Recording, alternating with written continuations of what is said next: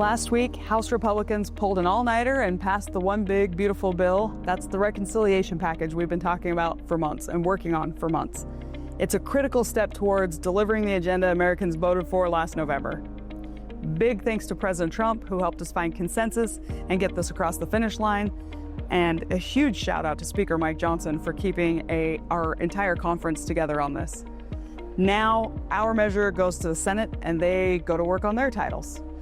The House's reconciliation package is full of common sense, conservative policies that will help more Americans realize the American dream. I want to break them down piece by piece because while it's a beautiful bill, it's also big, and there's a lot in it to unpack. 11 House committees worked to draft their reconciliation titles as directed in the budget resolution.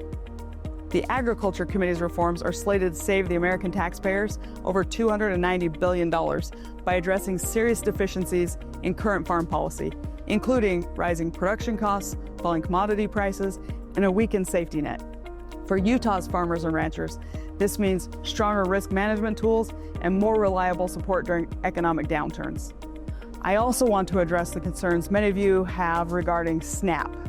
Many of the changes made to the SNAP program are there to ensure the future viability of the program and that it's there for those who truly need it, not the people who've learned to take advantage of the system.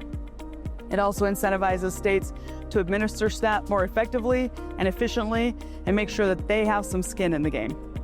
The Armed Services Committee increased spending by over $140 billion for our national defense and for our service members.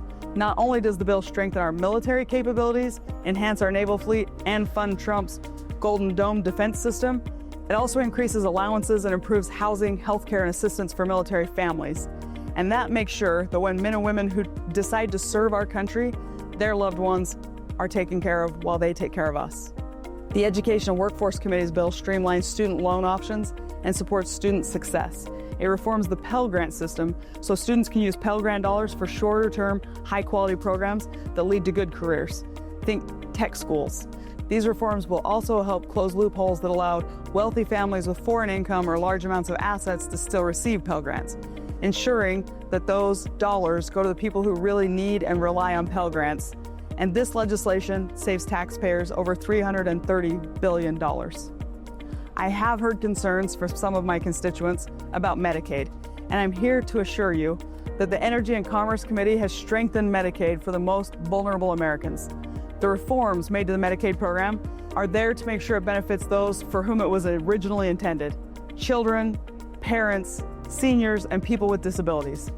Many of the reforms being made, like introducing work requirements for able-bodied adults without dependents, won't harm those that truly rely on Medicaid, but it also makes sure that only American citizens who are in need reap the benefits of the program. That way the dollars go farther. Furthermore, the Energy and Commerce Committee's bill reversed EV mandates and eliminated wasteful spending on Green New Deal projects, and in total, this bill saves over $900 billion. The Financial Services Committee established a funding cap for the Consumer Financial Protection Bureau, or CFPB, and will redirect funds from the CFPB's Civil Penalty Fund after direct victims are compensated, ensuring that taxpayer dollars are being redirected to support other taxpayer priorities and saving over $5 billion. The Homeland Security Committee's title increased spending for border security, something Americans overwhelmingly voted for and something we promised to do. This bill provides funding to build the wall, modernize technology, train Border Patrol agents, and more. It also strengthens the relationships and partnerships between local and state law enforcement officers and federal officers. In the Natural Resources Committee title, that's the committee I sit on, we found over $18 billion in savings, but just as importantly, we also found ways to generate revenue. Our bill reinstates oil and gas and geothermal leases and turbocharges critical mineral and energy development. All of this will make us less dependent on foreign countries and help boost our economy and create jobs. We talk a lot about the savings, but being able to generate revenue is just as important for getting us out of the jam we're in with our debt and deficit. The Oversight Committee's title puts federal employees on a level playing field for retirement contributions and pensions. Republicans are promoting fiscal responsibility by reining in mandatory spending without cutting benefits. It also ensures that employees are contributing, saving taxpayers over $15 billion. The Transportation and Infrastructure Committee is reducing the deficit with investments in border security and aviation security.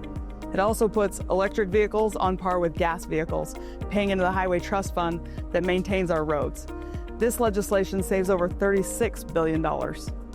And finally, the Ways and Means Committee reduces federal revenues by $3.8 trillion and will deliver a pro-growth, pro-worker, pro-family, pro-small business economy by making the 2017 Trump tax cuts permanent. This protects the average taxpayer from a 22% tax hike that would come if we let them expire.